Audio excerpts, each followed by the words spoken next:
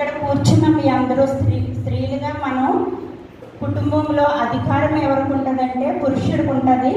కానీ అధికారం పురుషుడికి ఉంటుందని మన అందరం అంటాం, కానీ నిజము చెప్పండి, కుటుంబంలో, ఇంట్లో, గృహంలో ఎవరు మాట చెల్లుతుంది?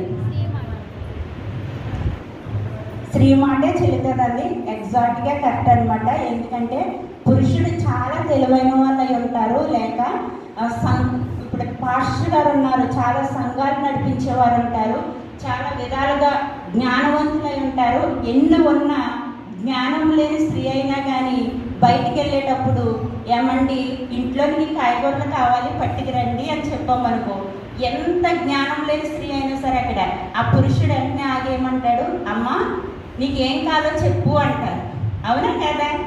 మనం ఏం కాయగూరలు చెప్తే అయ్యే పట్టుకొస్తారు.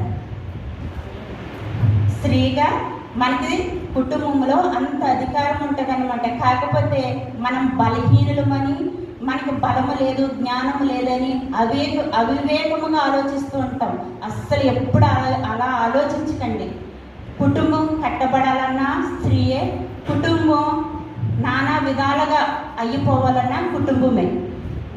స్త్రీ కుటుంబమును కట్టగలదు, పాడు చేయగలదు. అదేంటండి, పురుషులు కూడా చాలామంది కుటుంబాలను పాడు చేసేస్తారు కదా, మీరు స్త్రీయే పాడు చేస్తుంది అంటున్నారా?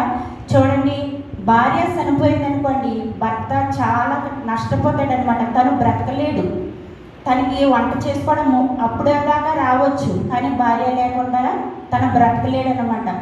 మనం చాలామందిని ఈ గ్రామాల్లో చూస్తూ ఉంటాం, మన కుటుంబాల్లో, మన చుట్టుపక్కల కూడా చూస్తూ ఉంటాం. భార్య చనిపోగానే చాలా అల్లవలం అయిపోతుందన్నమాట. ఆ పిల్లల జీవితం, కుటుంబంలో పిల్లలు ఉంటారు కదా, పిల్లల జీవితం నానా విధాలుగా అయిపోతుంది. భర్త కూడా నానా విధాలుగా అయిపోతుంది. అదే భర్త చనిపోయి స్త్రీ, మనమున్నామనుకో, స్త్రీ ఉన్నదనుకో, ఆ స్త్రీ కష్టపడి ఏమీ లేకపోయినా చెమటూర్చి తన బిడ్డల కొరకు నిలబడుతుంది అనమాట. అంటే స్త్రీ చాలా స్ట్రాంగ్ అని చెప్తున్నాను ఇక్కడ. మీకు అర్థమైందా? పురుషుడే కాదండి, స్త్రీ కూడా చాలా స్ట్రాంగ్. ఒక కుటుంబాన్ని పోషించుకోగలుగుతుంది. తనకి ఏ పని వస్తే ఆ పని చేసుకుని మన కుటుంబాన్ని పోషించుకోవాలని ముందుకు వెళ్తుంది. అంతే తప్ప పురుషుల్లాగా అనాలోచనగా ఆలోచించి తన సమయాన్ని వ్యర్థం చేసుకున్నట్టుగా స్త్రీ ఎప్పుడు కూడా వ్యర్థం చేసుకోవాలి.